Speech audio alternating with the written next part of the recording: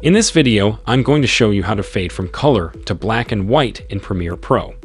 To get started, I just edited a video clip to my timeline that I'd like to fade from color to black and white. Let's begin by going over to the media bin and clicking the new item button down here. Select adjustment layer. Then drag the adjustment layer under the timeline above the video you'd like to add the effect to, and I'm just going to drag my adjustment layer's edge so that its duration matches my video. Next, let's go over to the effects panel, type color balance into the search box during the color balance HLS effect on your adjustment layer. Make sure your adjustment layer is selected and go up to Effect Controls Position, the time led to where you want your video to start fading to black and white under color balance. Click the stopwatch next to saturation to create a certain keyframe.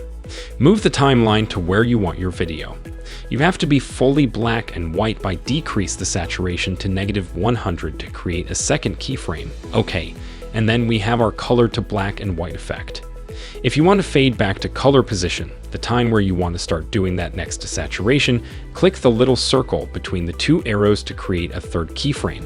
Then with the time add to where you want your video to be fully color again, changing the saturation to 0 do create a fourth keyframe.